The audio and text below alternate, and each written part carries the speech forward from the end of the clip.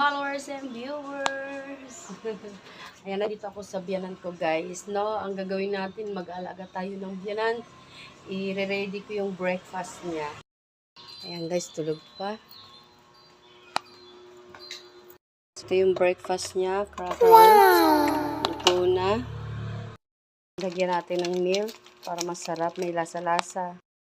Wala tayo ng kanyang black coffee, guys.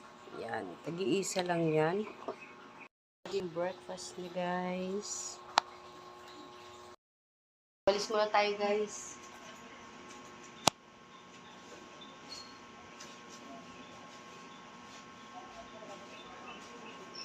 Ayan, linis-linis muna ng kanyang higaan.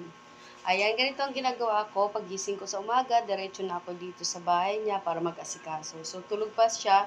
So, piniprepare ko na yung kanyang breakfast. No? Yan. Alaga muna tayo ng biyanan.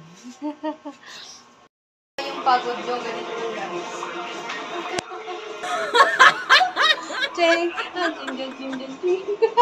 Guys, hindi ako marunong sumayaw. Pero marunong ako gumiling. Ayan, dito naman tayo sa CR, guys. Kailangan linisan natin to kasi ang baho. Amoy pupo at ihi. Kaya hindi nawawala yung ubo ko, guys. Kasi naamoy ko. Ayan. Buhay, housewife, and caregiver.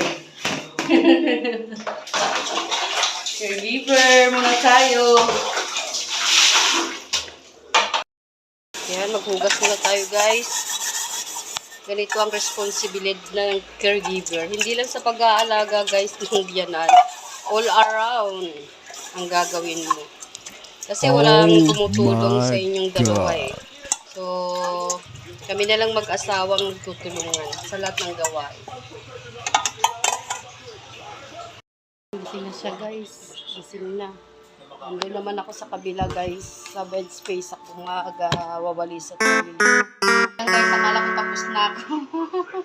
So, umihi siya sa kama. Ayan, magpapalit ako ng sapi ng kanyang kama. Ayan, para siyang bata, guys, baby. Umiihi na sa kama. Sasapin na tayo.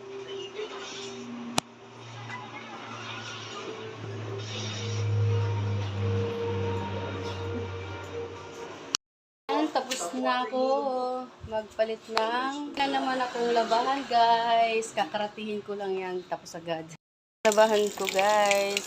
Yan, bukas tapos yan sa akin. Ibabad ko muna. Karatihin ko lang yan.